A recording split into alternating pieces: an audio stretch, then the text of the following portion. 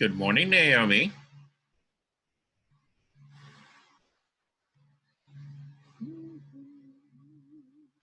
Morning.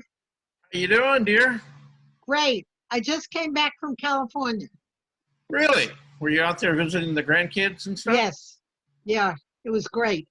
How are things out in the good old Sunshine State these days? Gorgeous. Perfect weather. Yeah. Now, where do they live?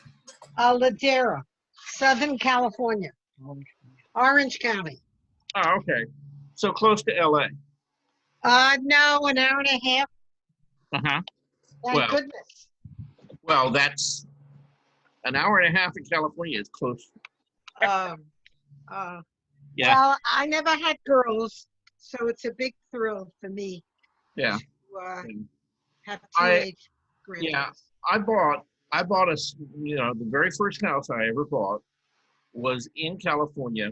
I couldn't afford to live in San Francisco, even though I actually worked just a little bit south of San Francisco, and my wife at the time worked right there in downtown San Francisco, and and our family was expanding very quickly because her brother came to live with us, and then a couple of her aunts, and then her parents, and so before you knew it, we outgrew the flat that we were living in San Francisco, and really needed to buy a house. And so we bought a house in a town that was originally named Black Diamond, which was almost like halfway to Sacramento, and it was right there on the Sacramento River. And later it was renamed Pittsburgh because DuPont, uh, chemical bought it, and so they gave it a more industrial name, you know. But what it was really known for was the fact that there were actually diamond mines Wow. just outside the town, and that's why they called it Black Diamond. It's one of the few places in America that you could actually mine gem quality diamonds, but they would get like a gem quality diamond like maybe one out of every like 500 diamonds that they got out of it was gem quality. Most of it was for industrial use. And so, they basically supplied, companies who made, blades that used industrial diamonds to cut, metal and stuff like that. Uh, but it had started off actually as a fishing village, and was settled actually originally by Italian fishermen who fished the Sacramento River when there used to be salmon that used to run up and down the river. It was a huge industry there. And that's how the town started. Anyway, I bought a house out there, but we would on average spend 3.5 to 4 hours a day in a car getting to and from work. Wow, that's crazy. Yeah, yeah. That's why I left California. Yeah. Well, he works at home and goes to see clients, but you know how he goes to LA? He goes on the train. Yeah, and see, that was one of the things that in Pittsburgh at the time was not available. You could go across the hill to Concord and get on MARTA, but the problem with MARTA is that it it kept us commuting for 6 hours Oh God. because MARTA could get you there, but the problem was and for her, MARTA would have worked. It would have been fine. But for me, because I was in South San Francisco, it's like once I got to the station in San Francisco, there was no bus or connecting route to get me to where I worked. And so I was forced, to have to drive. And so, the 3.5 to 4 hour was a far better solution for us than the 6 hours, on public transit. you know. Well, the prices are going cuckoo there. The Oh, house absolutely. prices. Yeah. But now it's going even crazier than ever. Hmm. Yeah. Yeah. So, Well, and the I don't housing know. prices too. You know. Yeah, it's nuts. Yeah. I mean, we bought. I mean, you can't afford to breathe. You cannot Uh-huh. afford to breathe. It's so expensive Yeah. there. Well, the reason we bought out there was that we found a little Dutch colonial house that was it was a house. It was this gets into a little bit of history, but it's a house and gardens floor plan. But it was actually bought from Sears and Roebuck as a kit, and then they would ship it, and then it was constructed on site. Anyway, this house was built in like 19, I think it was like 1910 or Oh, 1912 is when this little house was built. Beautiful little house. And we bought it for $70,000. Now this was that was a lot then, though. That was a lot of money then. well, houses in San Francisco at that point in time were, minimal. I mean, even for like the tiniest spaces, around $500,000 and $600,000. Oh my God. Now they're up over a million and a half, 2 million. For Oh, those it's same, crazy. yeah, for those same houses. But yeah, we bought this little bungalow, you know, that's colonial thing out there. And like I said, we bought it for 70. When we split up, and that was like 6.5, 7 years later, we sold it for almost $190,000. Wow. So yeah, the housing market out there is just insane. I don't know how people could afford it. I really don't. Yeah, yeah. You know, now, it was, yeah, that's why I left California. I mean, I love the weather. I love the landscape, stuff like that. But there's too damn many people out there. you know, Yeah. I mean, it's just gotten so crowded, and there's nowhere you can go that's just kind of like laid back and really easy going, unless you go way, way north, up through Eureka and areas like that. But even that has gotten, I think, pretty busy.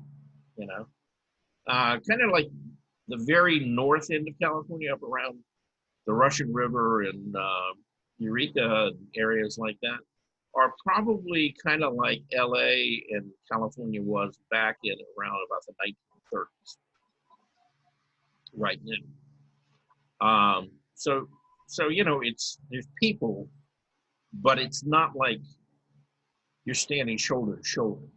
Well, we're lucky in Georgia. Oh yeah, yeah, We are very lucky.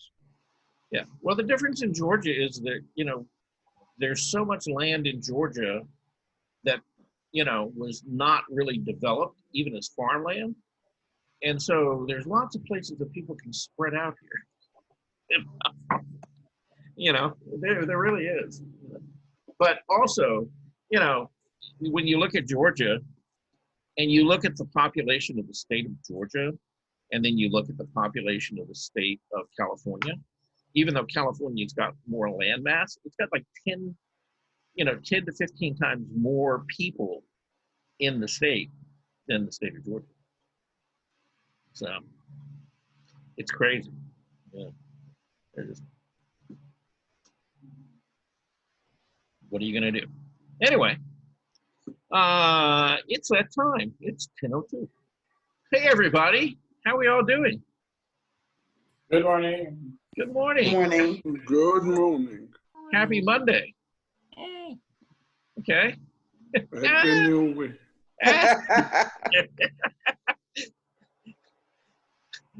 Okay, who said that? Was that? It sounded like Eloise, but I don't see her here. She said what? Oh, I said it. It sounded like Eloise who went, eh. Oh. Was that you? That was me, yes. That was you. Okay. What's going on with Monday here with you? Nothing. It's a beautiful day. Just another day in paradise, right? Beautiful day in the neighborhood. Okay. Okay. Well, that's good to hear. I hope you guys enjoyed the weekend. It was actually really nice, you know? Yeah. Oh, I so hot. Yeah, yeah. Well, Summertime. it's summertime, in Atlanta, Georgia. What do you want? You moved here, you knew that. So I've anyhow, always been here. yeah, yeah. Actually, I spent a fair amount of time outside this weekend, and it was really nice. Spent a lot of time Yes, on the yesterday back. morning. Yesterday morning was great. Oh God, yes, it was. It was beautiful. There's Eloise. Yeah, yeah. Eloise, she showed up. Okay. So guess what we're going to do today? I think you already know. Okay. We started off talking last week about the arts and crafts movement. And primarily we talked about the arts and crafts movement as it related to Europe, which is where it began. And the thing is, it spread pretty much so worldwide and influenced architecture and design, and the visual arts, sculpture, everything, really worldwide. And so today, I'm going to talk a little bit about the arts and crafts movement in America, all right? And it's one of those things that there are so many books out, on different aspects of the American arts and crafts movement.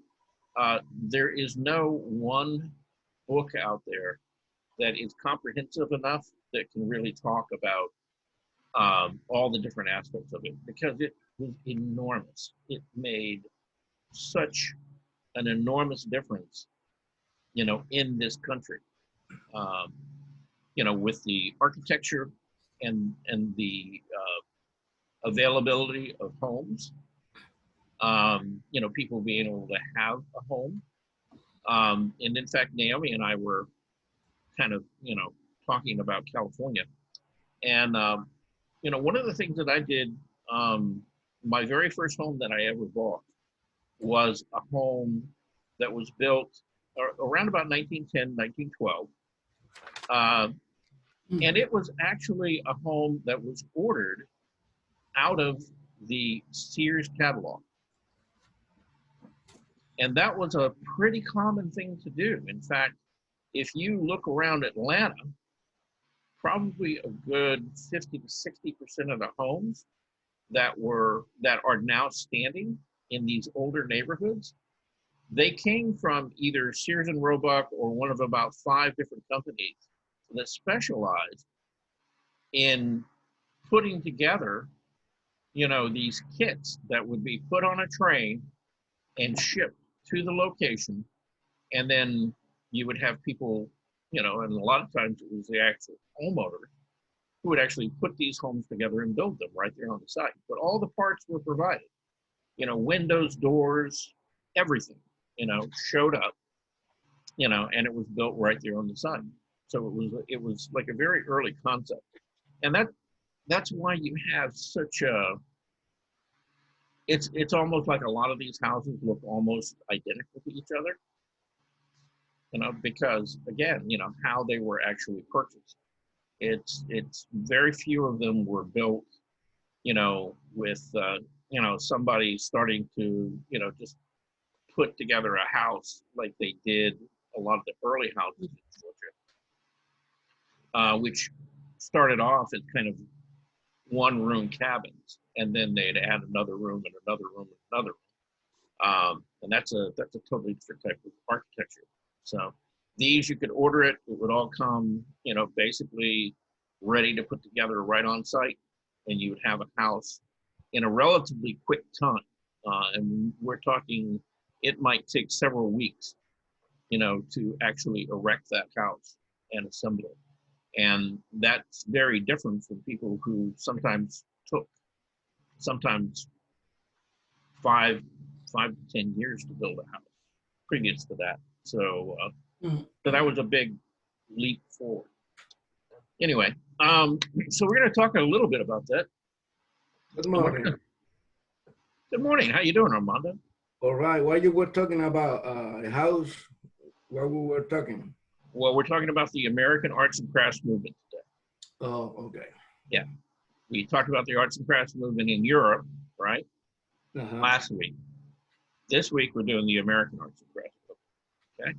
Very So I'm going to introduce you to people like Green and Green, who were two architects who worked out in California. And I'm also going to introduce you to a guy by the name of Gustav Stickley, who did furniture design primarily, but then got into designing houses. He actually had a company that would do these kit homes as well. Okay, so anyway, we're going to jump into that, and let's start with Stickley. And most of these are fairly short. Okay, that's Green and Green. Now I just have to find him.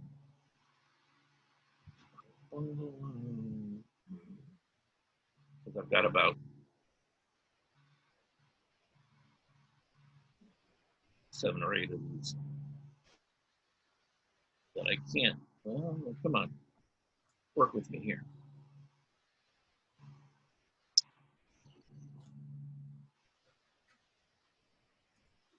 good. Not quite sure which one it is. Oh, okay. That's not one we want. Discover new songs with There we YouTube go. Music, a dedicated music streaming service. It's designed to help you quickly find music you already love, discover new songs that fall in love. Start a free 1-month trial of YouTube Music Premium, your personal guide to the world of music. All right. Well, I don't know where that came from, but okay.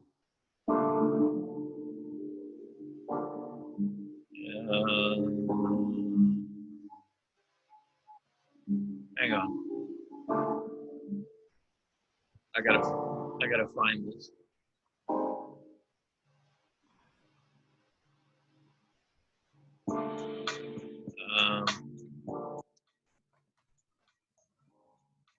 All right.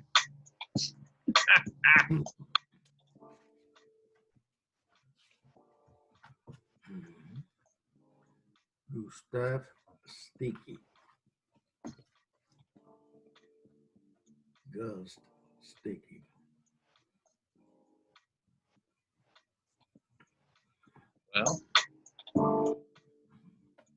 Well, folks, I hate to tell you this, but I may have to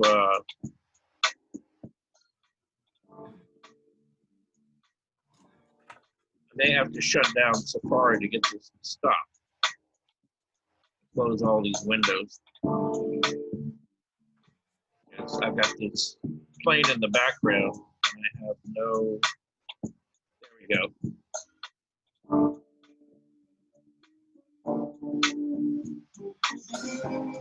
Well,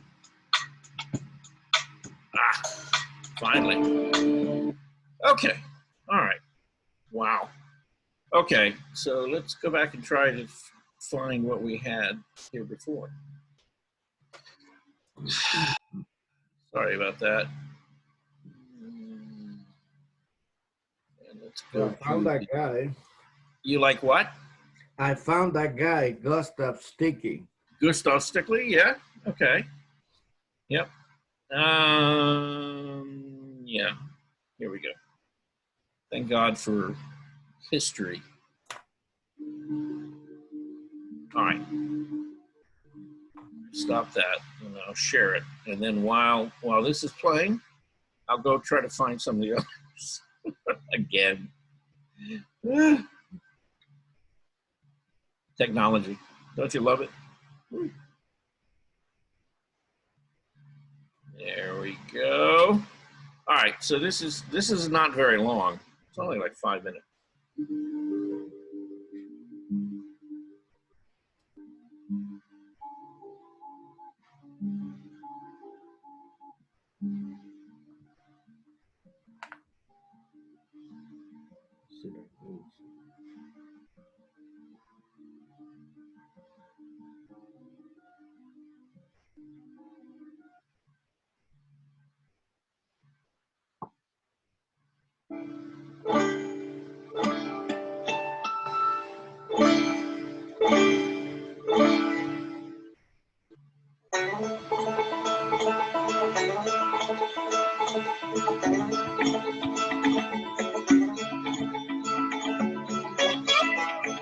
Hmm.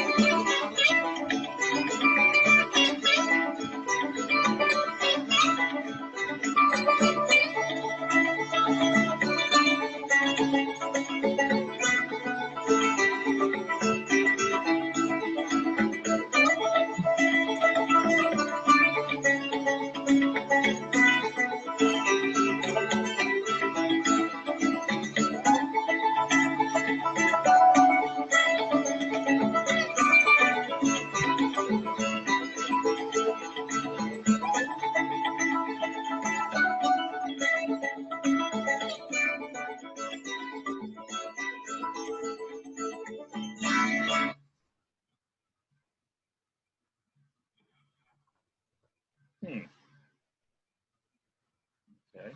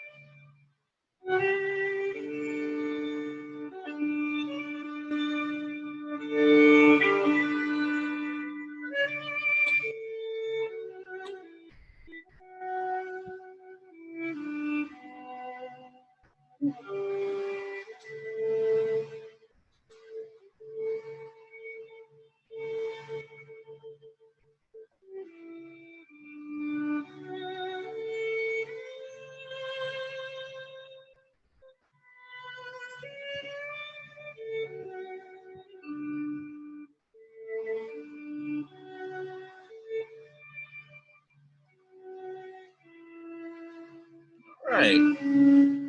Short. Yes, I said it was short. That was the whole idea. It is short. Yes. Let me. I'm going to find the next one. Let's see. History. Maybe we can get it to come up right here. The Gamble House. Yeah.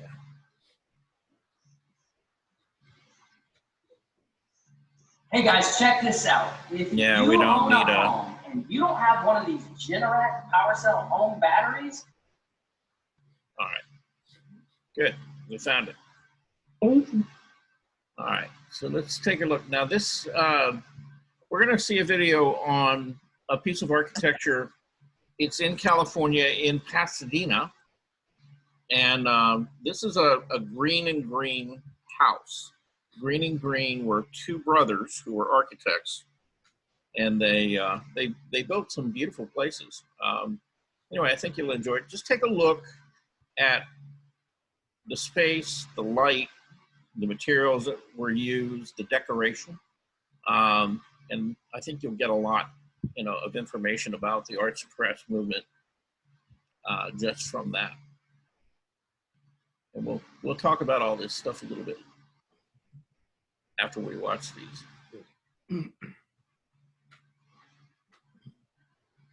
Into the 20th century, something remarkable began to take shape near the picturesque Arroyo Seco in Pasadena, California. Two imaginative architects, Charles and Henry Green, were causing a revolutionary silhouette to rise from the land. What follows is a tribute in pictures and music to a most remarkable house, with special textures, transitions, light and shadows, clouds of wood and stone.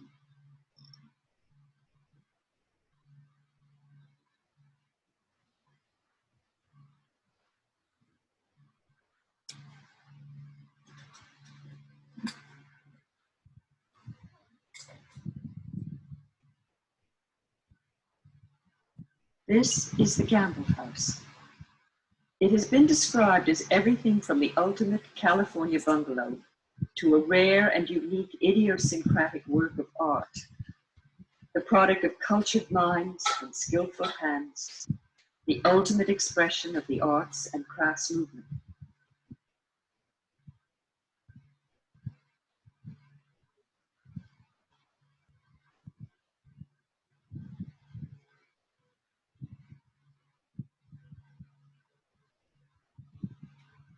Biaxially symmetrical, a place of form, substance, and ever-changing light. A space of modest vertical dimensions and compelling close domestic experiences. The Gamble House is all these things and more. As perfect an example of its kind as we are fortunate enough to experience. But above all, it was a home, a place of joy and laughter, tears and triumphs. A family lived here, one that trusted two men to create an environment for them in which to live out their lives, playing a major role in the community.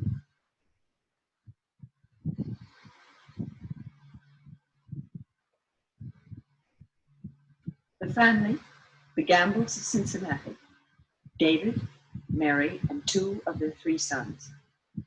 It was 7 years into the new century when they met with architects Charles Sumner Green and Henry Mather Green in Pasadena, California. Conversations moved swiftly from desire to reality, and a wonderful and distinctive silhouette rose from the sand and stone washed in the Arroyo Seco by a long vanished river.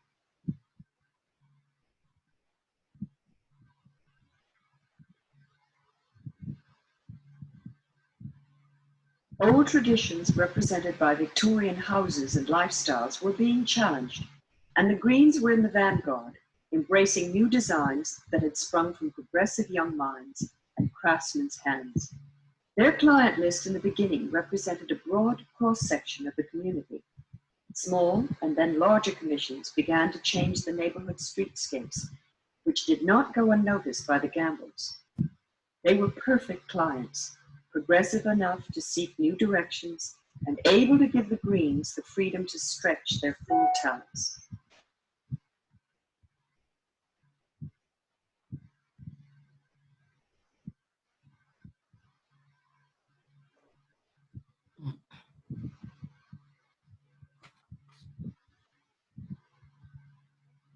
The Greens' ideas were not for the timid or the romantic.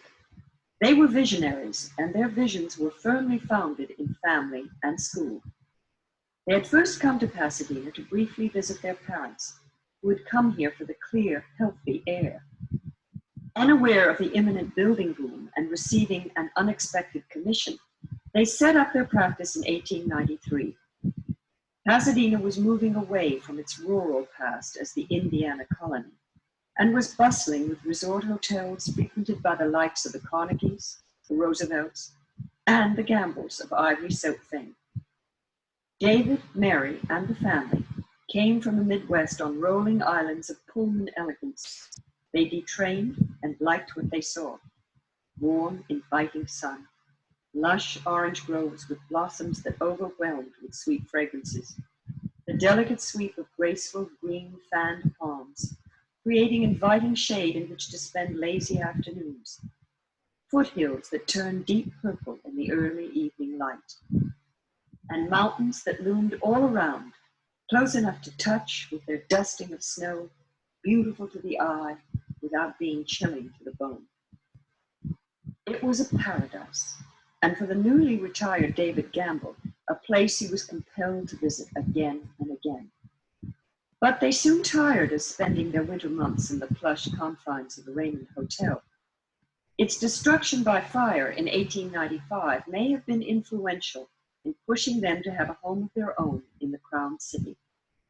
By 1907, the Pasadena building boom was in full swing.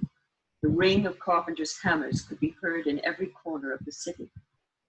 Pasadena was coming of age, and so were the brothers Green. Of the two, Charles had always been more the dreamer, Henry more practical, supplying the order and discipline to their progressive designs. They both shared a passion for the fine craftsmanship that became essential to their standards and a hallmark of their style. Artists and artisans, what the Greens demanded of others, they were not unwilling to demand of themselves. This is because they were craftsmen before they became architects. In Pasadena, near the Arroyo Seco, they had a stage setting in which to frame their art. The juxtaposition of vegetation and rolling earth was made to order. It offered them an opportunity to design horizontally, to stretch out with the abundant land, to become at one with nature and invite it inside. The Greens' first encounter with Pasadena was in the stifling heat of August. The tall, skinny spires of Victorian houses offered them little respite from the high temperatures of cloudless summer skies. The green and green style that was to emerge and find itself mature in the Gamble House design would provide spaces for air to cool and move about on its own, a significant aspect of practical design in the days before mechanical air conditioning.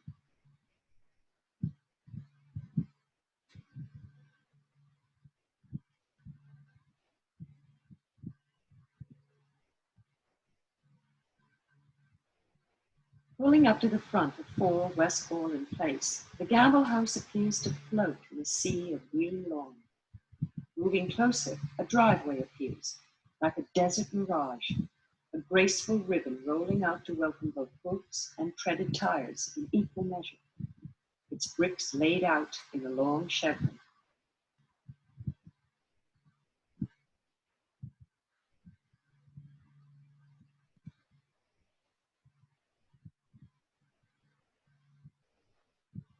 The patterns converge in an almost metaphysical meet near the garage.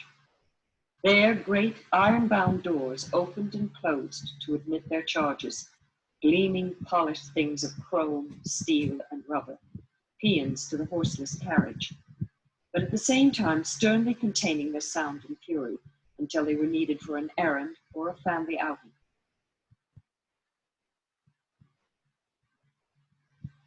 With the feel of pressed brick underfoot, stairs were climbed.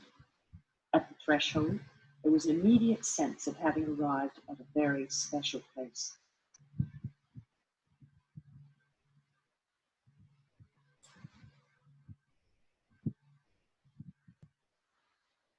Stained leaded glass on triptych panels reflected the promise of what waited inside. Graphic evidence of the simple beauty of all outdoors captured and brought inside. All this was the genius of Charles Green, forged of art glass and leaded in the Los Angeles studios of craftsman Emil Lang.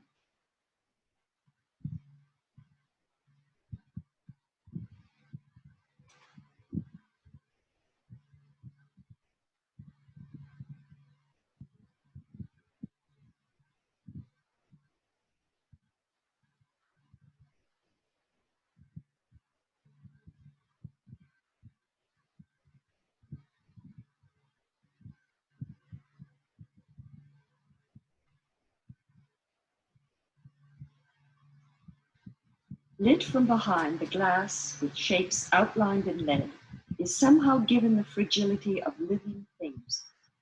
This was the power of Charles Green, inspired by the work of Louis Comfort Tiffany. And the rose and the crane, reoccurring throughout, symbols taken from the Gamble family crest and scattered about as reminders of a proud heritage, but constructed in subtle combination with Oriental motifs. The symbols also stood for the family's future. Another crane also flies inside, a favorite sculpture of Mary Gamble, inside the confines of a free-form cage made up of warm woods carefully set in interlocking geometry. High art in precision joinery, forming stairs, banister, and ceiling, all in one flowing statement.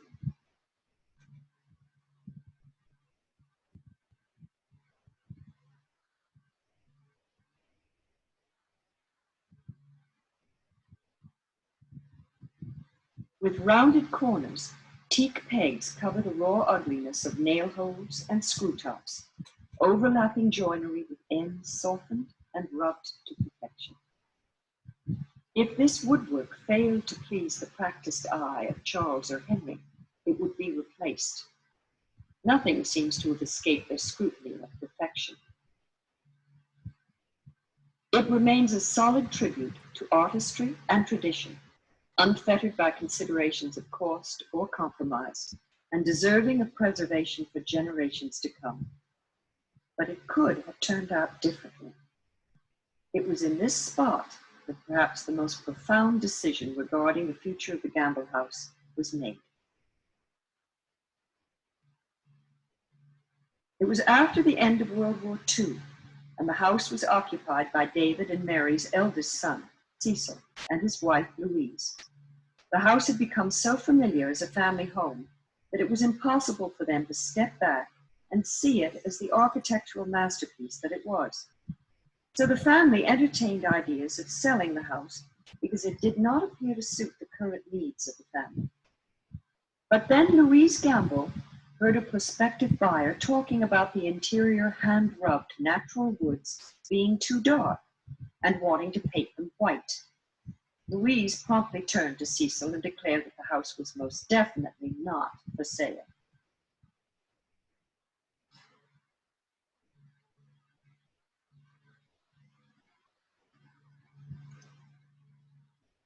It was a moment of epiphany for Louise Gamble. White pigment sloshed over such artistry was unthinkable. Imagine, if you will, a shroud of color brushed over carefully carved cloudlets, blotting out masterworks of joinery, eradicating forever the delicate wisps of wood so carefully arranged by Charles and Henry in their trademark series of frieze. Artistry dismissed cavalierly and cruelly by strokes of bristle and pigment, indiscriminately covering over textures of scarf joints and iron straps. Not likely, and thanks to Louise, not ever. From that time on, Cecil and Louise Gamble were aware of the special treasures placed in their trust, treasures that had to be preserved and passed on so that others in time could marvel and enjoy.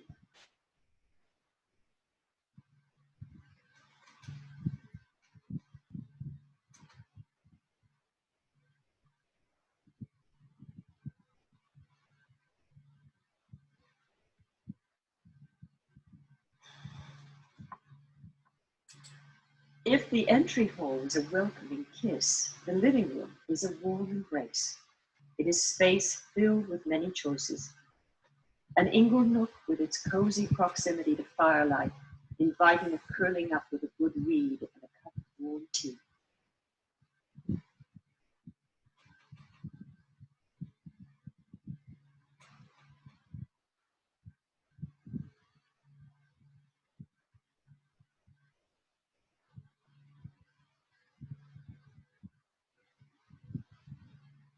A piano designed with harmonies of wood in mind, as well as those sounded with felt against string, all the subtle seduction for the musically inclined.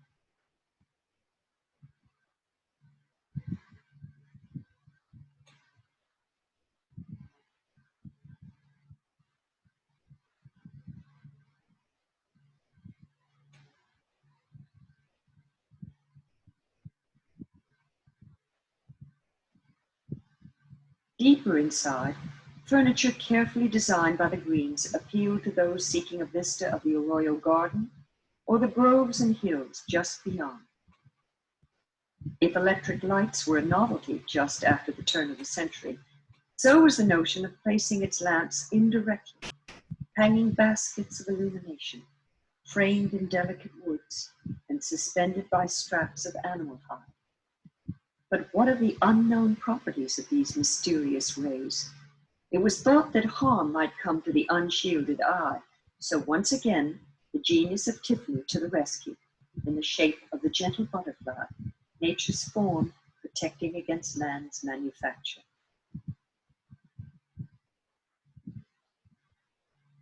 Time spent here was taken up by sights too numerous to absorb in a single visit. Ruby tiles, side by side, inlaid with a serpentine vine of flowers formed by opaque colored glasses. Compliments to abstract trees, placed flat against the floor on a rug fashioned by the Greens, recalling admired designs by their peers, Mackintosh, Hoffman, and Klimt. Redwood panels near the ceiling would never fail to conjure up another image of the faraway Orient, with clouds, trees, and birds from one culture, combining in endless harmony with yet another way of life.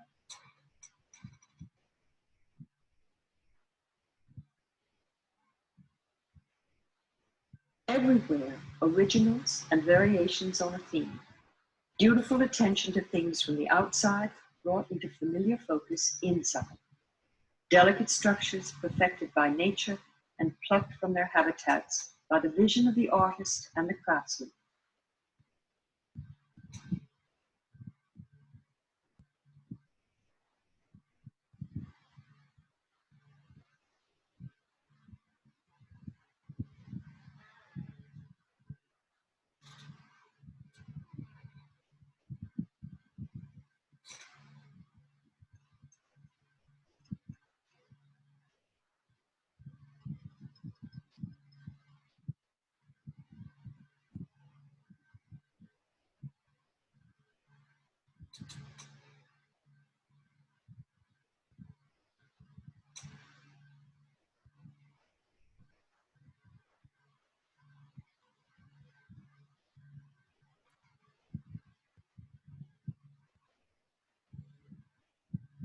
Roses that change color with the hours, leaves turning the season in the space of a day.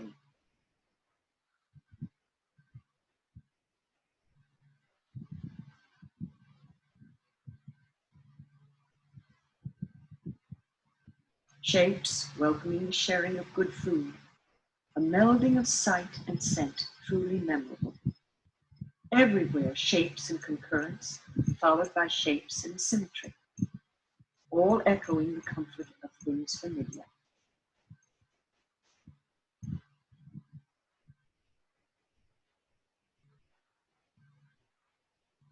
Doors that admit people and light in proper combination.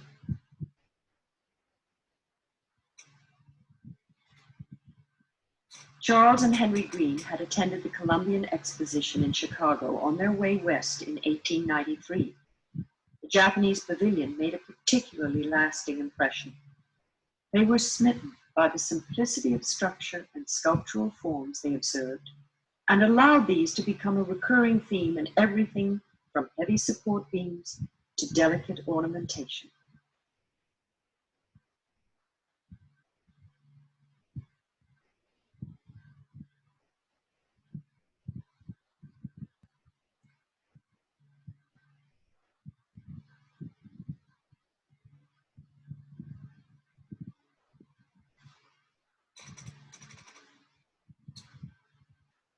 The kitchen reflects a combination of practical aesthetics and spacious functionality.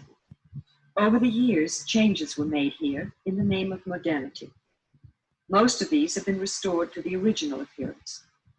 The work table in the center has drawers that open from both sides, and the thick glass doors in the pantry still slide smoothly back and forth, their wax skids functioning as well as contemporary ball-bearing tracks. Work here made easier by the imagination and design of the Greens.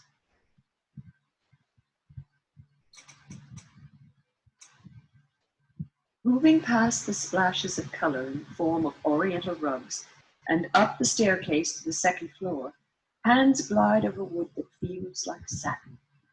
The zigzag railings, first sanded to glass smoothness by craftsmen's hands, then sealed with a coat of shellac, and finally rubbed with oil by these same practiced hands. Work done with such care and precision, it never needed to be done again. Visible from the stairs, a pair of stained glass windows, opening not to the outside, but to the master bedroom. The Greens remembered well the lessons of their doctor father about the importance of good ventilation and light for the health of the house's inhabitants. These windows reflect those teachings and admit light and air through the interior spaces.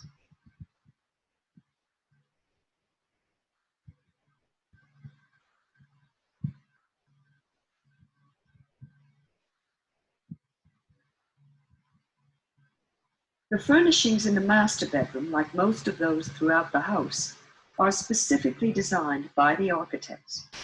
Charles and Henry Green were unique in that particular ability.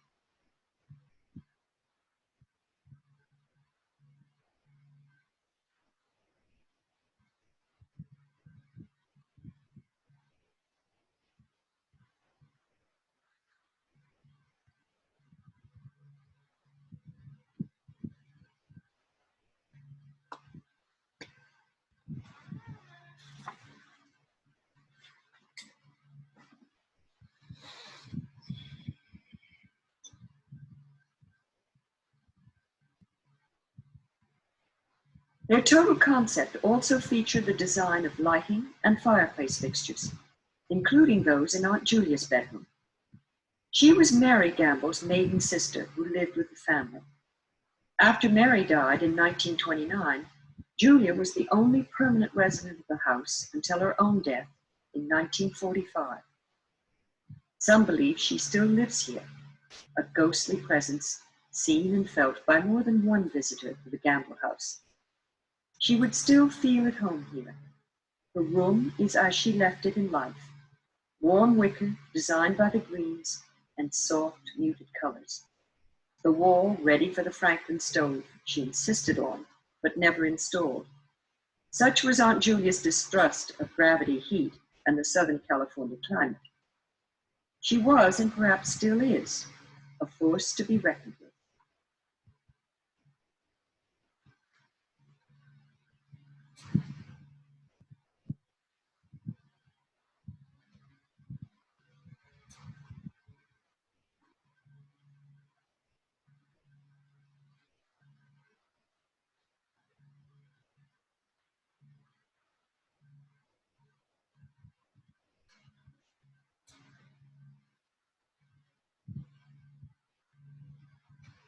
The two youngest of David and Mary Gamble's 3 sons lived with them, and this was their bedroom.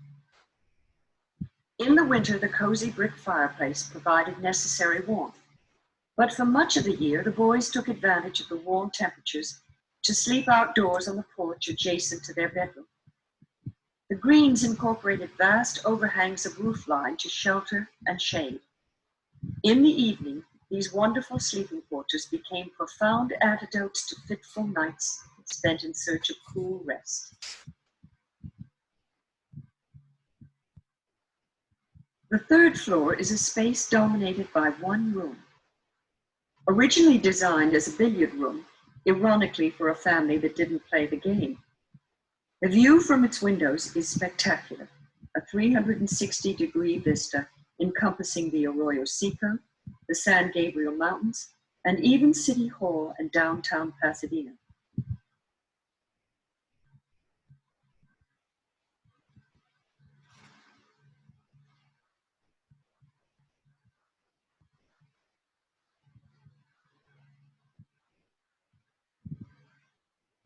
The light coming down the third floor stairwell is captured by one of the most beautiful stained glass windows ever conceived by Charles and Henry Green.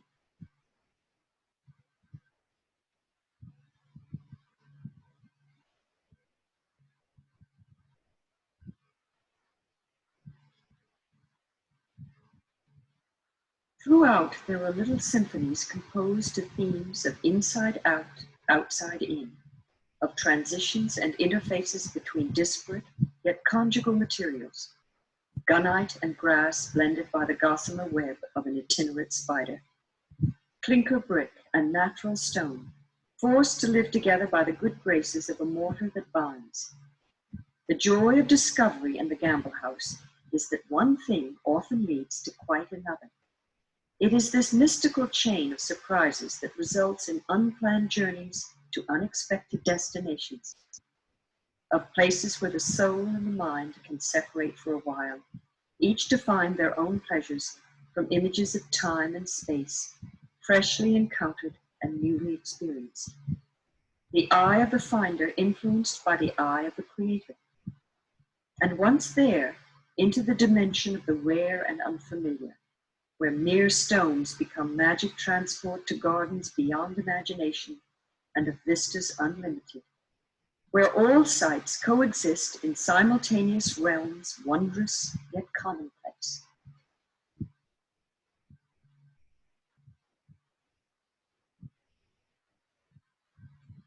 All this is here and possible because a very special architectural masterpiece was placed in the joint conservancy and care of a major private university, USC, and a special city, Pasadena.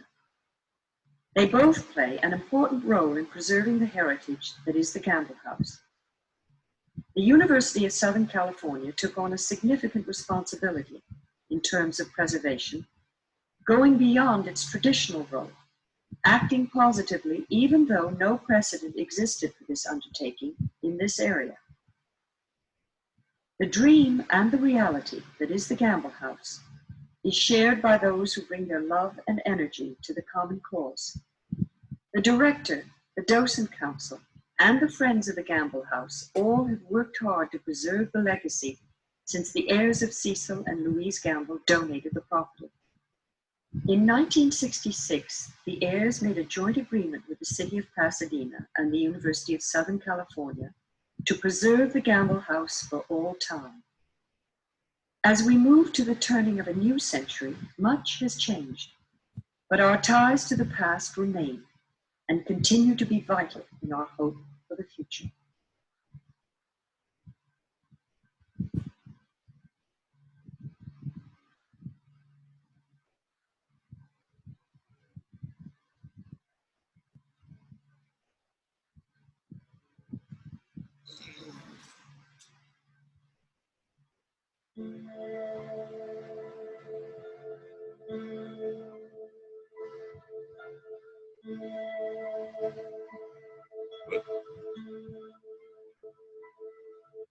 Okay.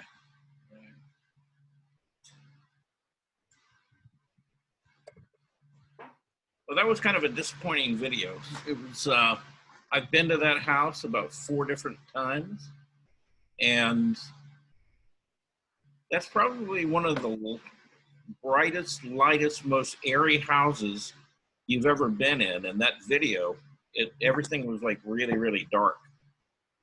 which And is that was gonna be my comment. I don't recall Craftsman being that dark. no, that was a really, really poor video. I mean, you know, she waxed eloquently the whole Yeah. time, but yeah, the photography in that was like really poor.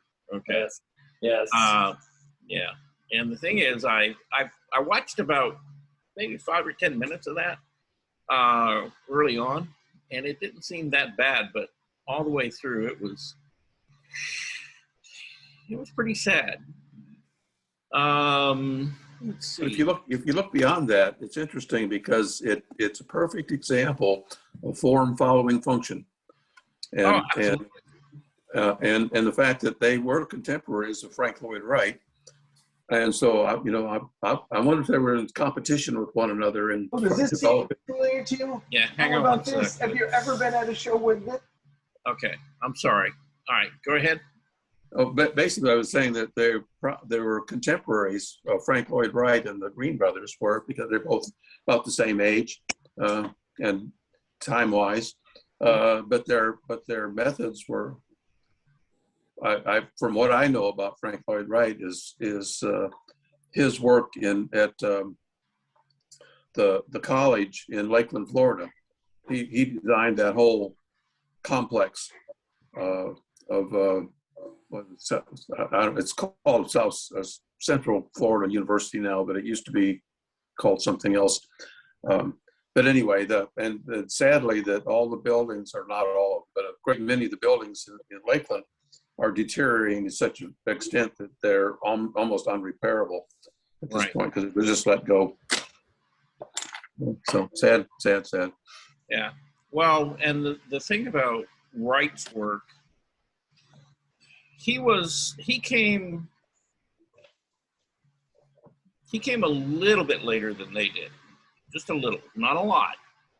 There wasn't a huge difference in their age, but yeah, when Wright, in his fairly early or mid-career, designed what they call Unison, right, which was a whole community of fairly affordable houses and things. That's probably about the same time when Green and Green were doing this house in Pasadena. So it was the early 1900s. Wright went on and he did, architecture all over the United States, including California. And, he's got some fascinating buildings out there. But one of the problems with Wright is that he used a lot of steel and a lot of concrete, in his architecture, and he was designing them, more for the line and the style than really to be livable, in. And that's like one of the problems with Falling Water and a lot of his later architecture, is that he was basically trying things, that, and working with materials that really hadn't been totally perfected. And that's one of the failings of Wright's architecture right now, is that a lot of it isn't lasting.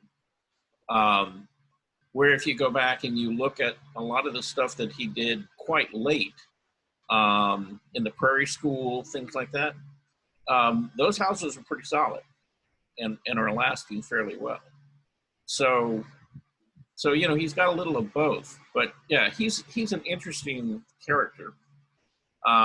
And we'll look at him as well, because he's part, of this American arts and crafts movement as well. How many people are familiar with, anybody ever go visit, any of the architecture that Frank Lloyd Wright did?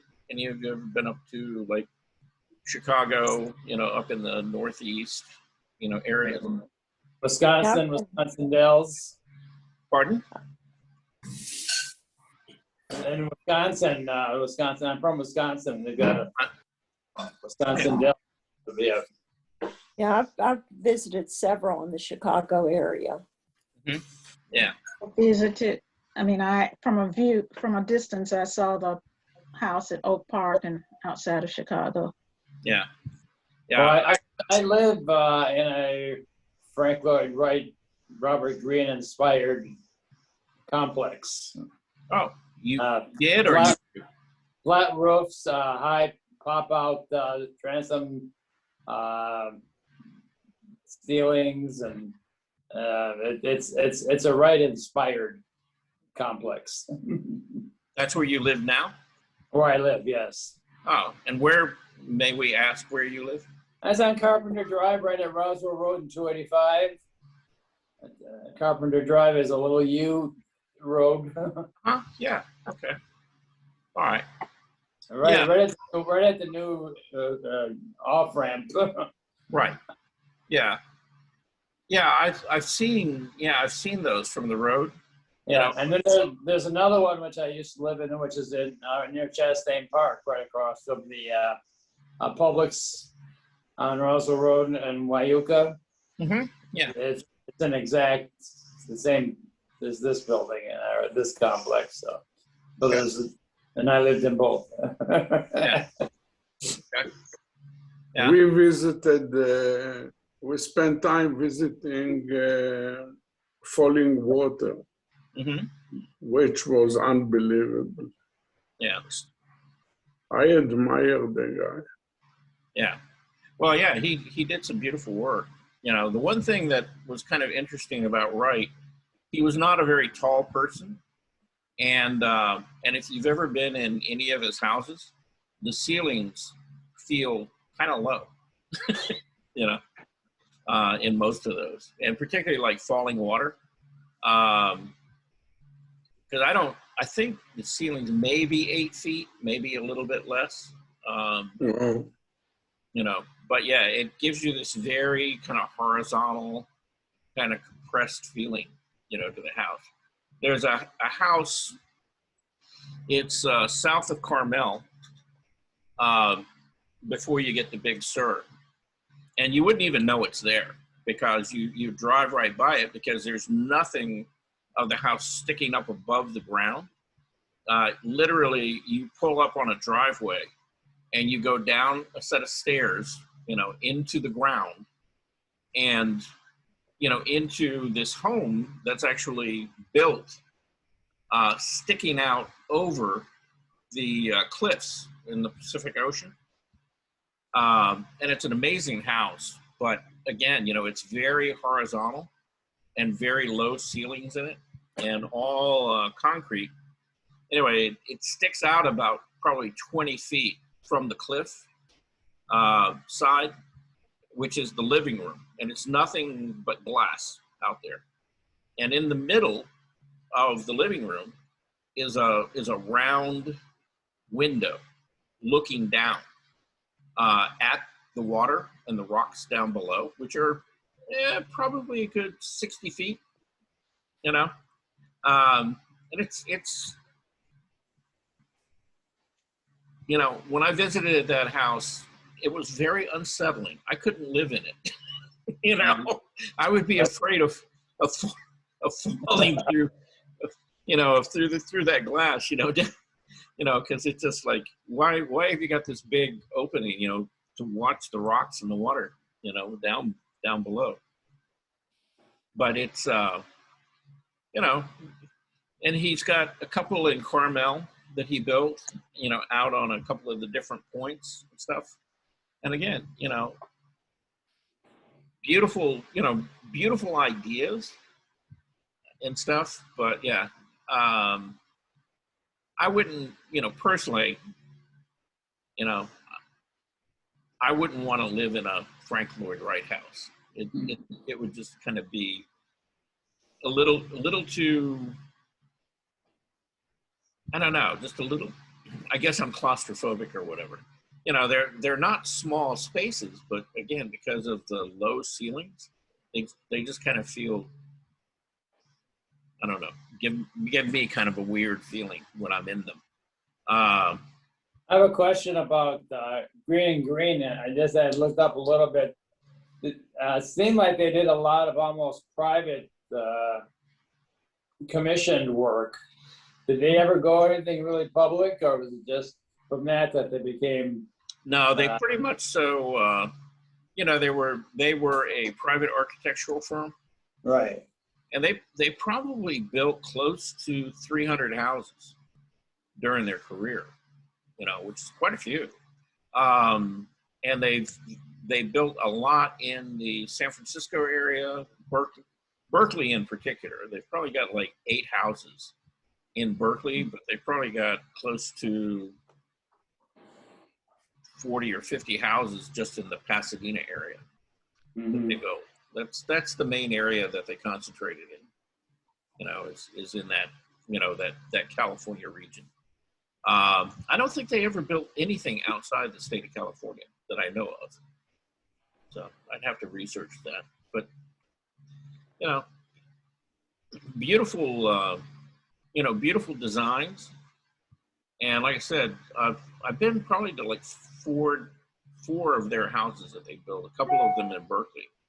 And all of them are very light and kind of airy, you know, and have really rely a lot on natural light. And so, yeah, looking at this video, that didn't really give you a good, really kind of a good feel of what it's like to be in,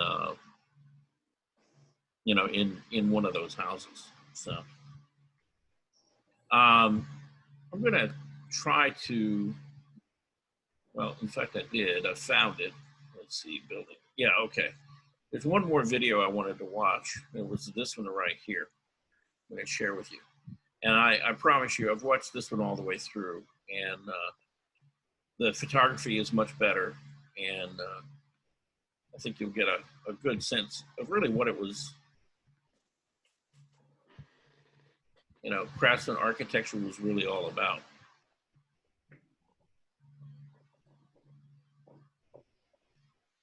And it's not very long. It's like 5 minutes. All right. Having trouble. Yeah. But, okay. So let's do this. And away we go. And we'll try to skip ads. If you're an art. All right. Hi, I'm Brent Hull, and this is Building with History. Today we're going to be talking about the arts and crafts movement and that whole era of building. As we look back to the past, there are secrets to the lost art of building that help us build better today.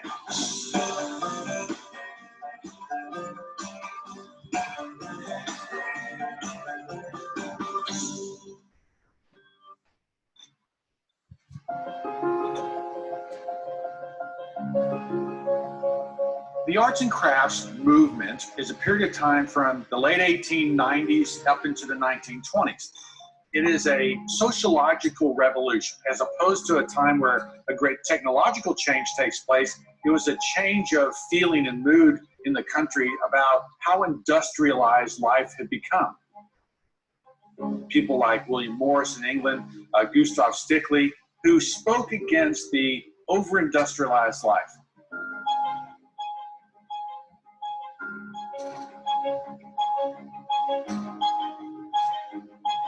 Architecturally, you have the prairie-style homes led by Frank Lloyd Wright in the Midwest. You have the craftsman-style homes. This is really led by Gustav Stickley in New York. And then on the West Coast, you have the bungalows led by Green and Green. The country embraces this kind of house style, which is simple, honest in construction material. You'll oftentimes see wood that is stain grade as opposed to paint grade. No false ornamentation like you would have seen in the Victorian era. So it's a rejection of that. So we're going to go look at a house today built by Charles Butcher.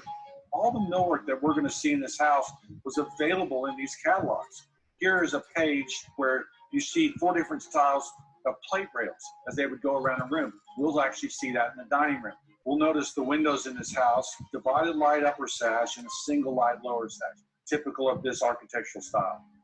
So let's go now and actually look at one of these great arts and crafts houses. Let's look at the details, stand in that space, and understand what was going on at that time.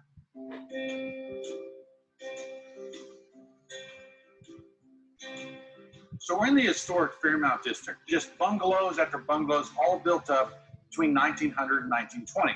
This house, built by Charles Butcher, was built in 1911. It's an excellent example of an arts and crafts style home. What are the details that make it that? Well, remember that the whole movement is about a rejection of the over-the-top, heavily ornamented Victorian. So the brackets that support the eave lines over here aren't heavily ornamented, but they are structural. Notice too the false timbering up there between the dormer windows. That all harkens back to this early English Tudor period where things would have been made by hand, and you would have seen the timbering between the stucco. The front porch is classic. All part of this tradition, this wraparound wood front porch that is supported by these brick columns. This porch is very inviting, right? It's very open and honest. Let's go inside.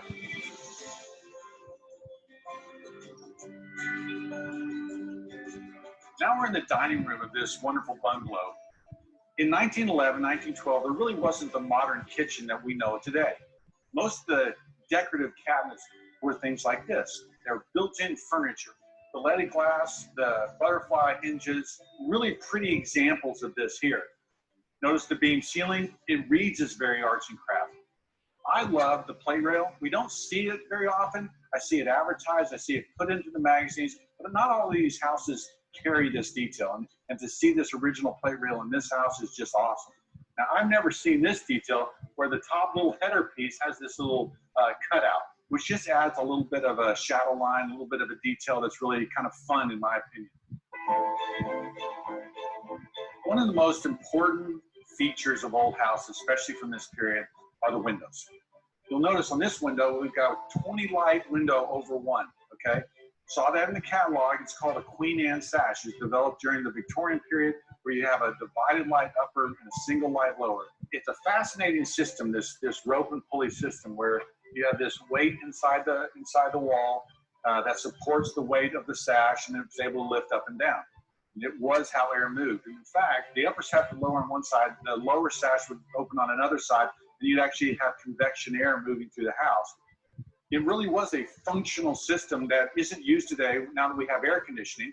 We need to realize that when these windows are refurbished and working well, they perform wonderfully and should be a feature that we retain.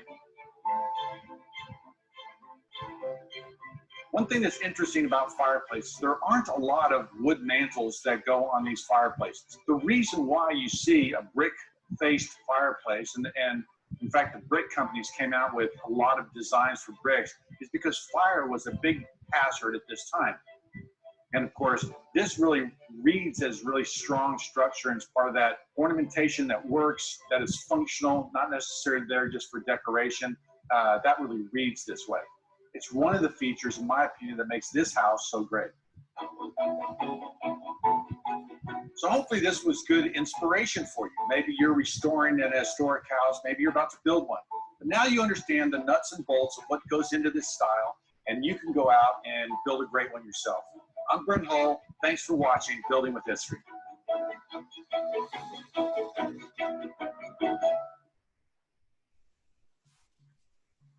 Was that short enough? That's good. Yeah.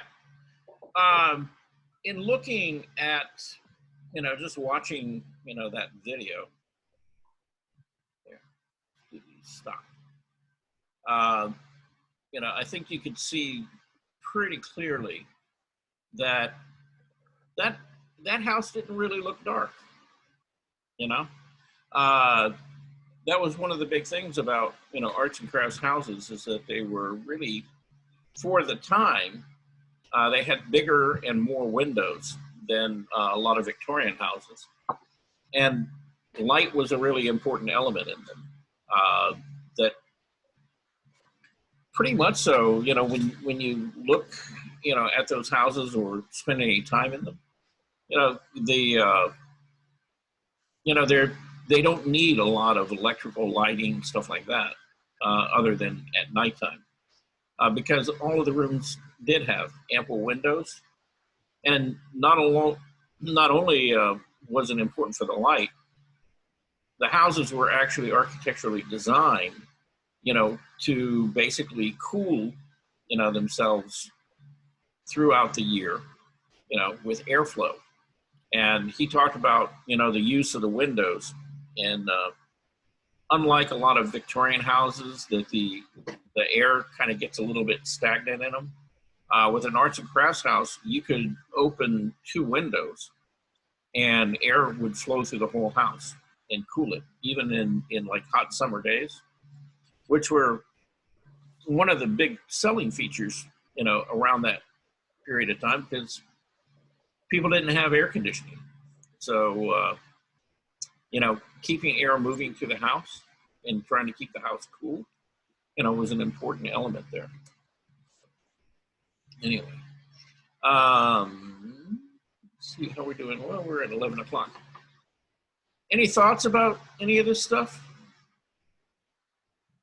It's interesting because basically we went through a period of design that improved the functionality of things.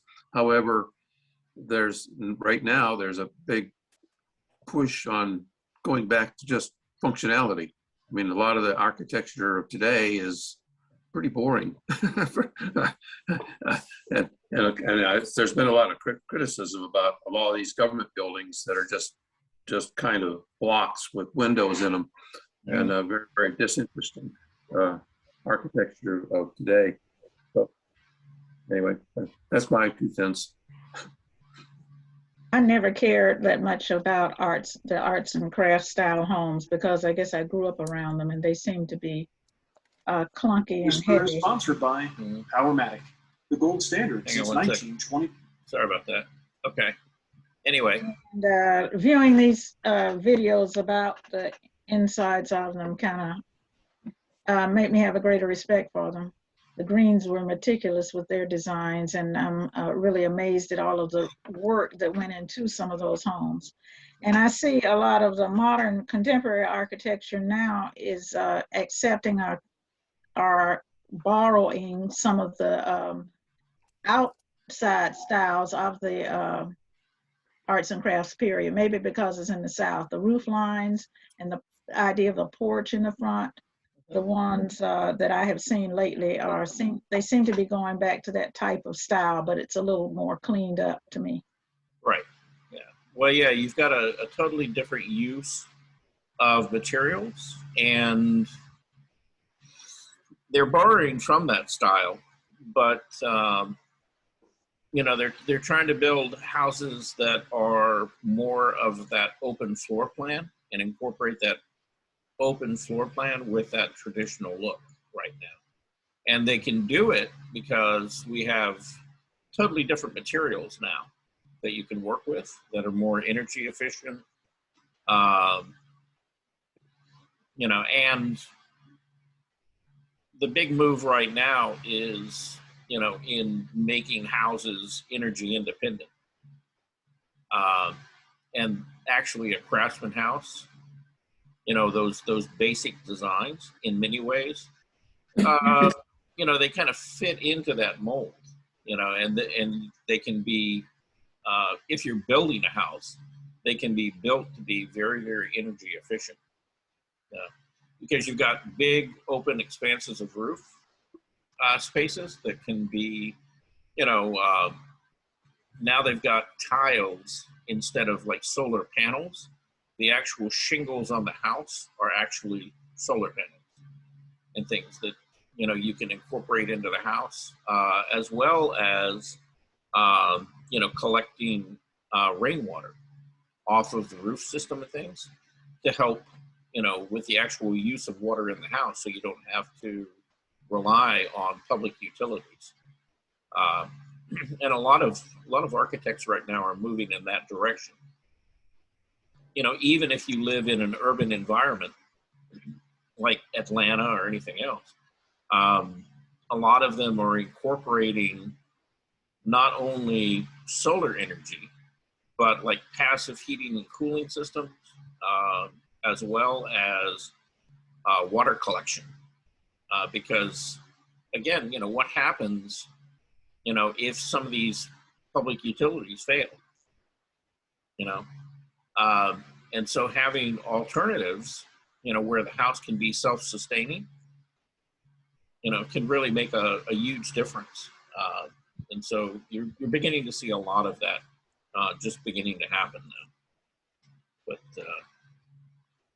as far as that catalog idea of ordering, made to order homes and everything, I can see that concept being used with a lot of the building now. I've worked with Habitat for Humanity for a number of years, and the framing is put together on offsite, and it's brought to the site where the build is going to be, and it goes up just like a puzzle. Therefore, they can build. We can build a house in about 8 or 9 days. Those people who've worked with Habitat probably are familiar with that. But even though the things are not purchased from a catalog, they're made to order in an offsite and brought to the site, as I say. And it's interesting because you can do so much more, so much faster using that concept. And the homes, as I, do look kind of arts and craftsy on the outside. yeah, there's a huge movement right now also, speaking of that. And what you're kind of talking about is what they consider modular homes. And, in some cases, they're bringing like rooms that have already been basically assembled, and they're just putting them together, putting them in place with like a crane and connecting them. In other cases, it's like you were saying, they basically prefabricate the walls, and they'll go do some basic site work to create a foundation or a structure to set the house on. And then it's all shipped out, and it's just put up, and it goes up very, very quickly. Some of these can actually be put up, in like 3 or 4 days, and you have a completed house. And that's the walls, the roofing system, everything. It's pretty amazing stuff. I've been watching a lot of videos and doing a lot of reading about the new trends in architecture, and some of the challenges that maybe you had 20 or 30 years ago for putting a house just about on any piece of property that you wanted to. You used to be really limited, again, because how do you get power to the house? How do you maintain water and water usage and plumbing and sewage and stuff like that? A lot of these new houses that they're designing and building, all of that's actually incorporated right into the house, and you have an option of either hooking up to public utility systems if they're available, but if they're not, the house is self-sustaining. You don't really have to do that anymore. And so it's really an interesting idea. And I think as time goes on, people are going to go more and more that direction. And in some ways,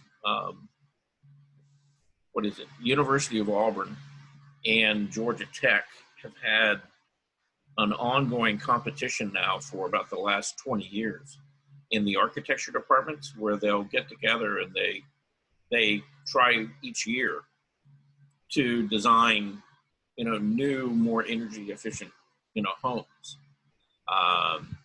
And some of those competitions and things have resulted in some interesting technology. And so you've got a whole group of young architects out there who are thinking about building houses that function, but also are, more sensitive to the environment they're put in, and more flexible, as far as where you can build them, and being self-sustaining now. So that's a positive trend, which I'm happy to see. I've got to put a plug in for Southern Poly because their architecture program is really, really top notch. But when I was working for them a few years ago, when the earthquakes happened in, was it Dominican Republic? And there was so much destruction there, and they're trying to figure out what to do with the rubble they had and with trying to get rid of it and all kinds of things. Anyway, between Southern Poly and some other private industries put together a method of using the rubble in actual construction. And they were making rebar baskets, small rebar baskets, and then filling these baskets with the rubble, and then using some kind of a masonry type material to cover those up. And so they built a sample on campus, and then they built another sample that apparently the University of San Diego has what's called the shaker table. And it's huge because basically you can build pretty good sized structures on it. And they built one of these things on that shaker table to test it for earthquakes. And it survived extremely well. So, and they're very, very inexpensive to put these things together as well. So anyway, I'm just putting an attaboy towards Southern Poly because I was very impressed with their architectures. Okay. Now Southern Poly is the one that's here in Marietta, right? Right. Basically, they are now Kennesaw. Right. Yeah. They've been taken over. Their architecture program is slightly different than Georgia Tech's because they can be a certified architect in 5 years through Southern Poly, whereas Georgia Tech, it's like a six and a half year program. So it's put together a little differently, and the folks that come out of that program are really, really excellent students. Do you know whether Kennesaw has more or less kept the curriculum? Oh, absolutely. They've left the architecture program intact. If you get a chance, go on the campus and go in the architecture building, because what they've done is they've opened up things and are actually, you can see the structure of the building from inside. So that, they've left all the pipes and a lot of the rebar stuff that they've done, and it's fascinating to walk around that building, and it's open, so people can walk in there. Yeah, I have to go check that out. I drive by that campus fairly frequently, but I've actually never been on it. So, of course, I've lived in Marietta now for almost forever, and what was it? It was like about a year and a half ago, 2 years ago, I finally discovered where Life College was. I used to work for them too. Yeah. It's like I knew they were here somewhere. I had never actually seen the campus, and just by accident, I was taking a shortcut, through there, and actually discovered it's like, oh, okay. Yeah, it's like college. I knew where that. They've got a little very interesting early American village that was being built while I was working for them there. And they've taken and brought buildings in from all over the Southeast and rebuilt them on they got a grist mill, and they've got just a lot of old buildings that they put together. And the guy who was doing it and I became pretty good friends. And this is Life College? Yep. It's basically the college is built around the old waterworks for the city of Marietta. Is right there in the center of their campus, and they've got the pump house that's in the middle. It used to be a bar for students, but I don't think it's that way anymore.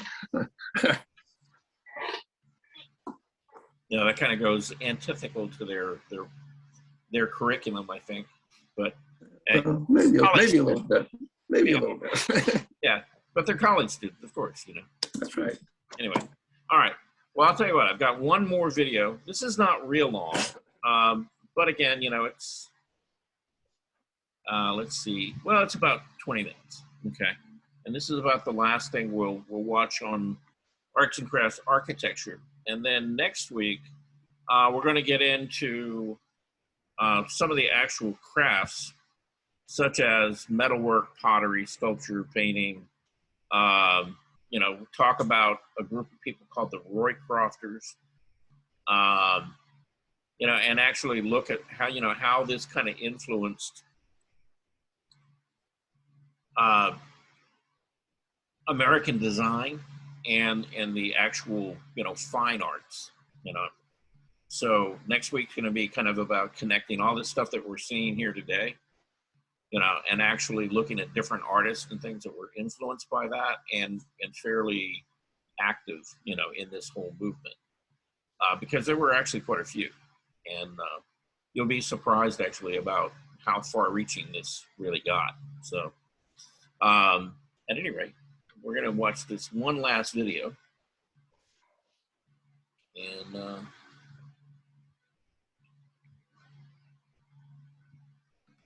it's pretty good. It has a lot of information in it that I think you'll enjoy, and you can actually see it. You know, it's a fairly light, open video. And by Clearview Cyclones, clear the air and breathe easy.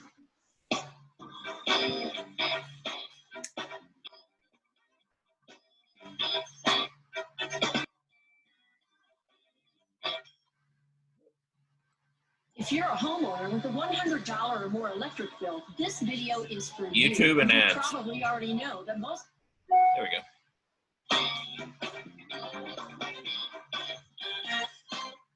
The Thorson House, located in Berkeley, California, is one of the Green and Green Ultimate Bungalows. Built in 1909 by Hall and Ott, the house is a California historic landmark.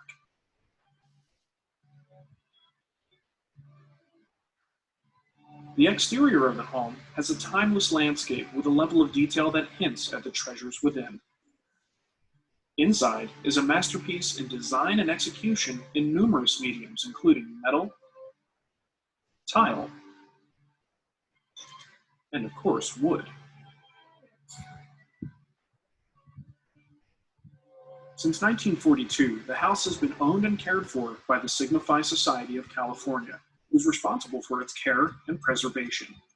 So let's take a trip up that beautiful brick walkway and meet up with Green and Green enthusiast Daryl Peart. Okay, we're in the living room here, and this is the bookcase. I like to study. This is a good piece to study. There's a lot of classical proportioning going on here that's not apparent at the surface level. In my design class, I've used this, a shot of this to illustrate some of the stuff that's going on. There's a lot of nuance. It's not apparent at first look.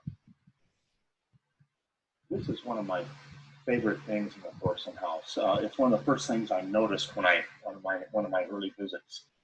When you first look at this shelf, it's really nice. It's kind of thin and sleek, and it doesn't look bulky.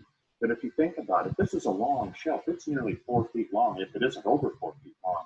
There's a lot of books on here. With this thin a shelf, you would think it would bow like that.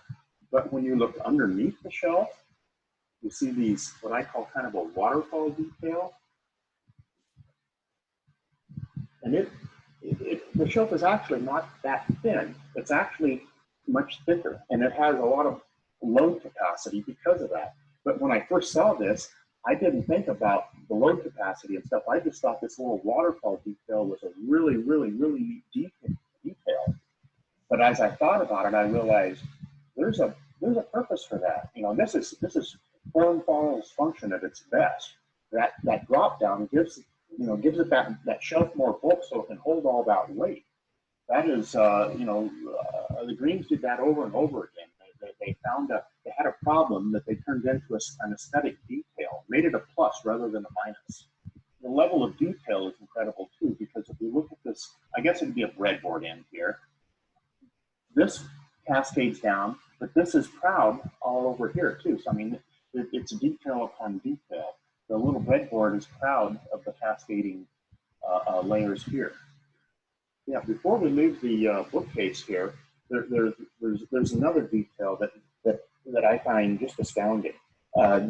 This is the escutcheon, and normally, you know, that would just be an off-the-shelf metal part, and that's what I originally thought it was. When I saw these bookshelves and photos, I assumed that was a metal part. My first visit here, I realized that's Magasser ebony that's inlaid. This is one of those things that you could live here for years before you realize that that was a carved, inlaid piece. It's just, it's another one of those little discoveries that are just really neat. Okay, here's another example of the Greens using shop-made hardware. You know, this pull. Every pull they ever did was never something they bought. It was something they made. And each time they used that pull, it morphed into something just slightly different. Here we see this one down here, big long one, and it's got the bars top and bottom. But if we move up here to the built-in secretary, we've got basically the same pull. There's not any bars up here. It's a little thinner, morphed a little differently, and again, a little different up here. And here again, we see the escutcheon, and it's another variation of the other one, only it's going a different direction. And down below, we have another pull, but this one doesn't have that back plate on it. Again, another variation, just quiet little subtle variations. This is the drawers in the living room, just under the bookcase. And they're all like this. We have a half pin at the top and a full tail at the bottom. It's kind of a curiosity, but it goes throughout. They're all like that. You know, one of the differences with the Thorson house is that the other Green Ultimate bungalows were built by the Hall brothers. The Thorson house was built by the Hall brothers and Ott. Ott used to work for the Halls, and not much is known about why he broke off and was the co-contractor on the house, but he was. But that sometimes explains a few of the things that were a little different about this house, like the dovetail. A lot of the other houses were either a lock joint or finger joints, and this was the only one of the Ultimate bungalows where they actually used dovetail. Each time the Greens designed a house, they had different criteria they were using that the client had given them. Mr. Thorson had a maritime connection, and here we see what appears to be a bow of a ship. It kind of represents that. There's a couple things in here that relate back to maritime.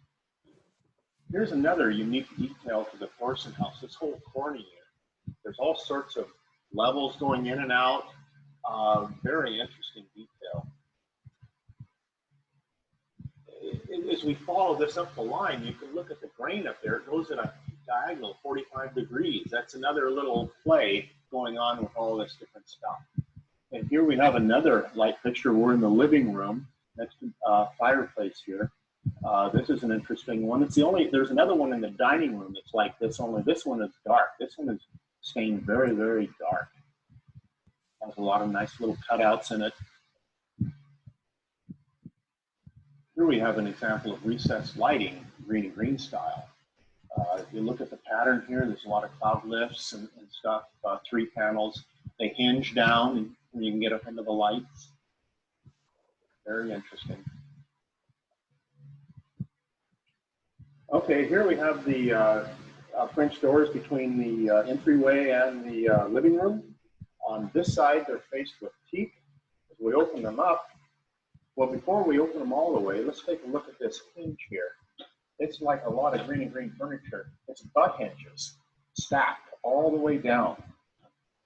And if you look over here, we have double hinges on the top and on the bottom, and a single in the middle. They always kind of overbuilt a lot of their stuff. Really just went crazy on it. As we open it up, we've got mahogany facing the other side. This is an interesting array. This is a 1909 control panel. Here we have the light switches controlling them out from the street down here, and in sequence going all the way to the top of the stairs. If we take, I think it's this one, and look in the mirror, oops, that goes to the entry there, and it's the next one up here then. This one, when you look in the mirror, you can see it go off and on.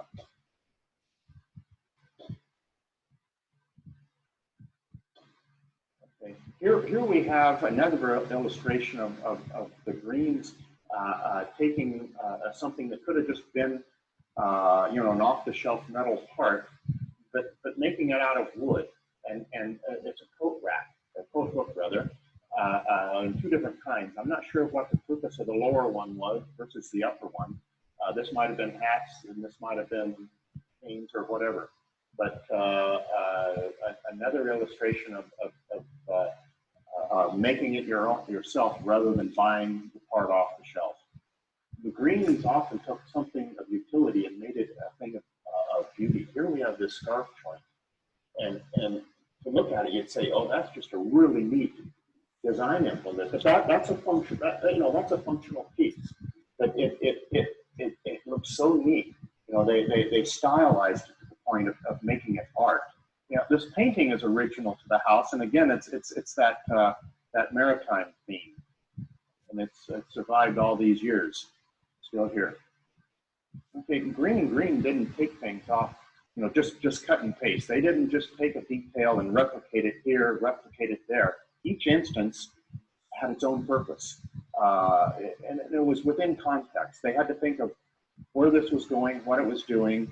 Each time it morphed into something different, you know, relating to what was going on. Here we have a corner of the wall, and these fingers are kind of narrow, and they extend quite a bit, actually. And but now compare that to what we have over here above the curtain. This is quite a bit different. This finger is a lot chubbier. They don't extend. The center one is narrower. Much different use, different look for it. And let's go into the dining room, because there's one similar to this, but it's different.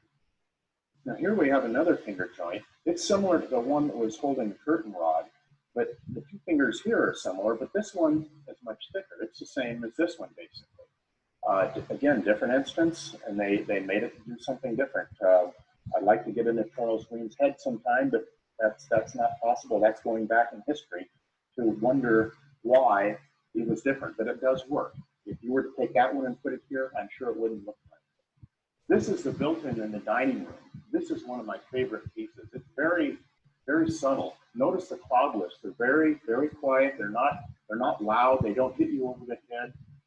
The Thorsen house was typically that. It was not, you know, it wasn't wowie zowie, but it was very refined, you know, and delicate. And that's what this is. There's a lot of things going on this. There's a lot of relief. You can see the relief from the top here, where there's, you know, it steps up. That step again, like we saw in the shelves. But not only there, but if you take a look down below here, it's just relief everywhere. It's really interesting.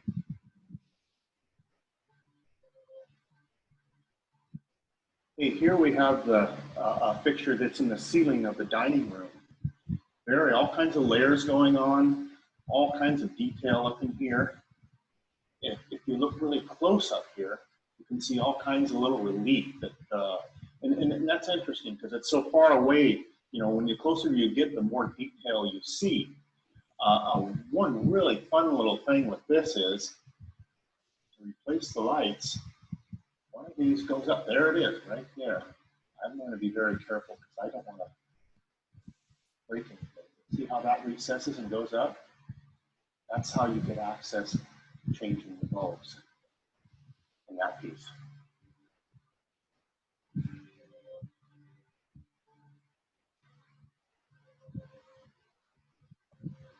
We're on the stairway leading to the second floor, and here we see some square pegs. The units that they're placed on are rectangular. They're living in the square world. But this is an illustration on, in this case, there's a reason for those pegs to be square. But if we pan down to the downward slope here on the stairway, and we see some pegs here, and these are parallelograms. They were morphed to work with the shape of what they were placed on. A good illustration of how they change things from one position to the next. While we're on the stairway, maybe we can take a look right in here, and we can see this cloud lift on the stairway.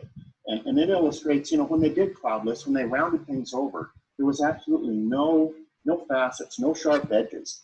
They took a lot of pains to make sure that everything was very rounded, no sharp edges to catch light.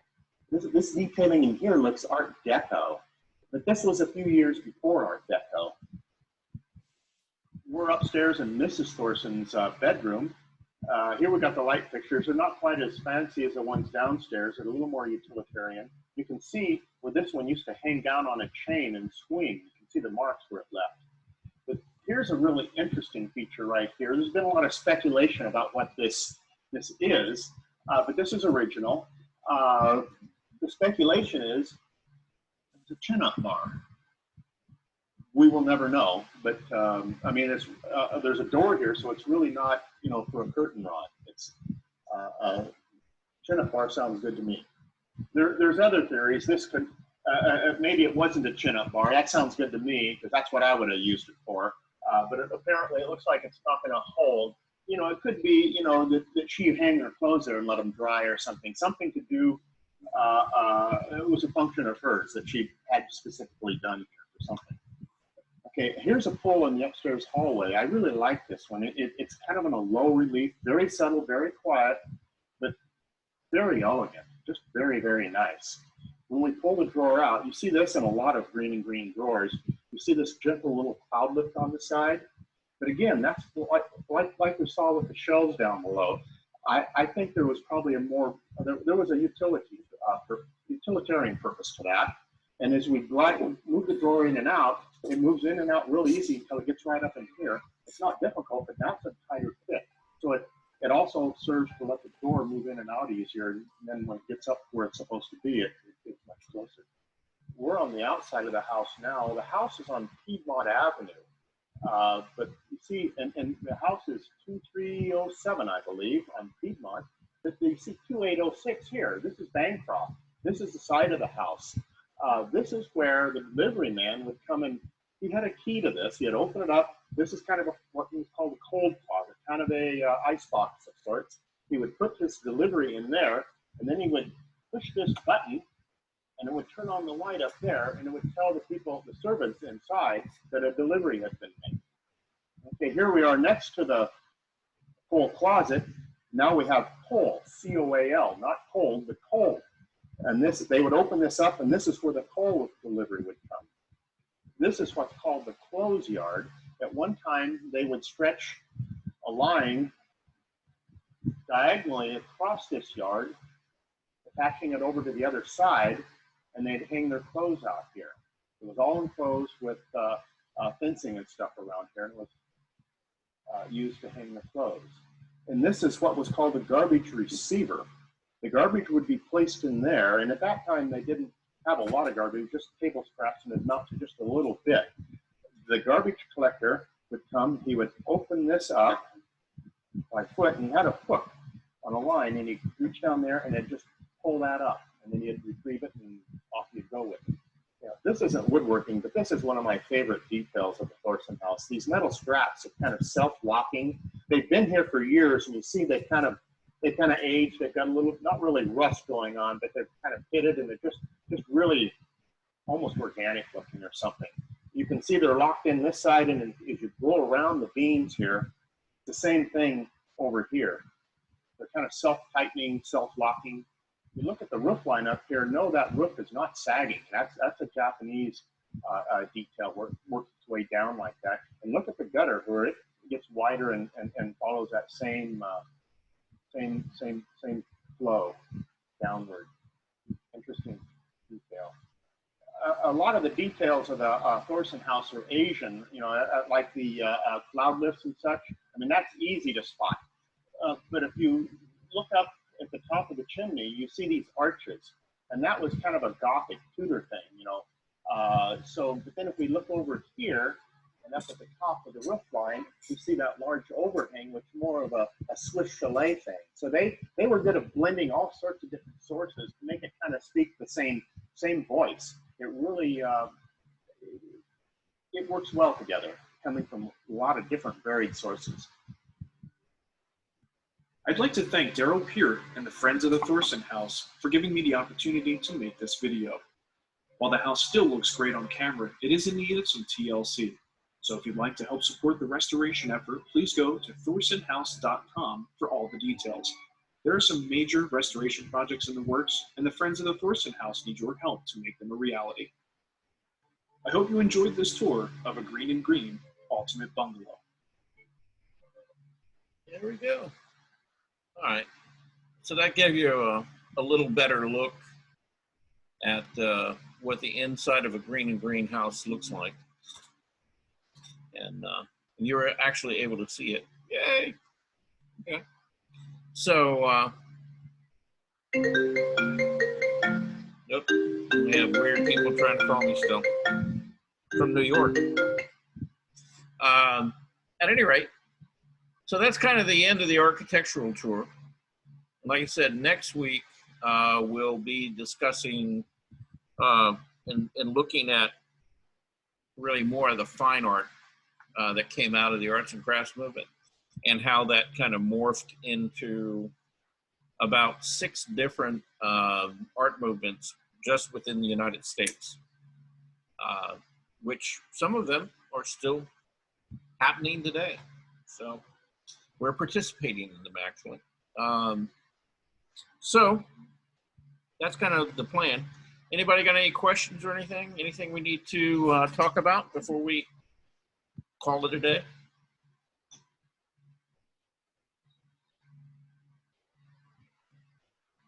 Is everybody's muted? How about unmute all? Talk to me.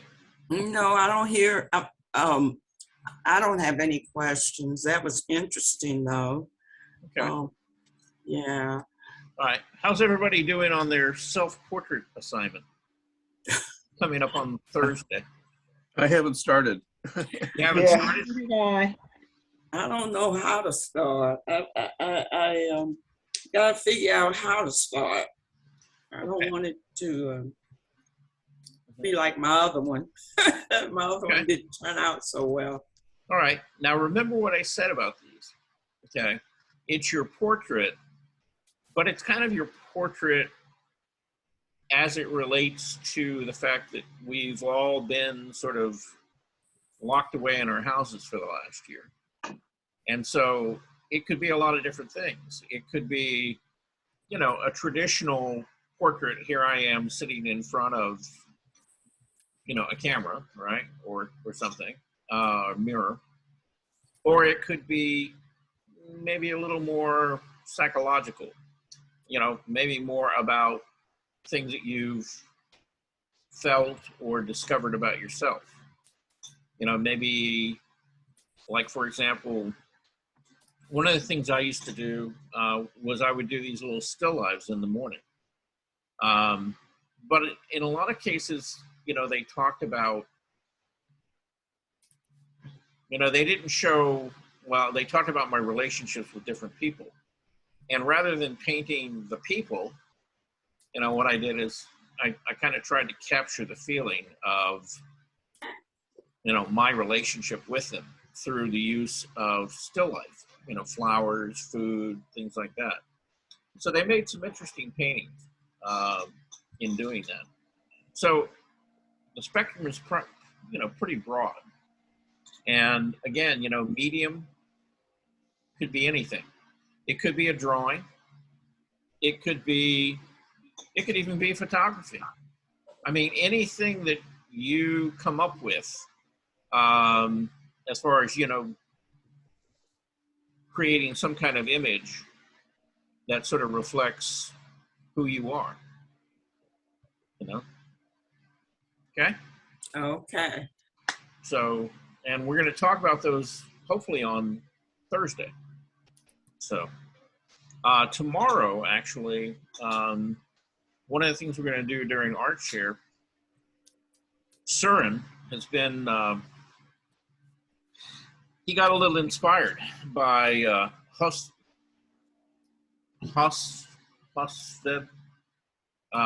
Pushman, who we looked at a couple of weeks ago, and he's been trying to emulate his style. And so he's going to talk a little bit about that and what he's found out. And so that should be interesting for tomorrow. And again, you know, if you've been doing different pieces of work and stuff like that, go ahead and send them in, and we'll look at those tomorrow. Okay?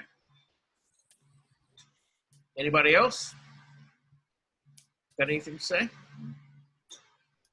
Oh, No. All right. Then go have lunch, and we'll see you guys tomorrow at about 2 o'clock, okay? Okay, see you later. All right. Bye. Thank you.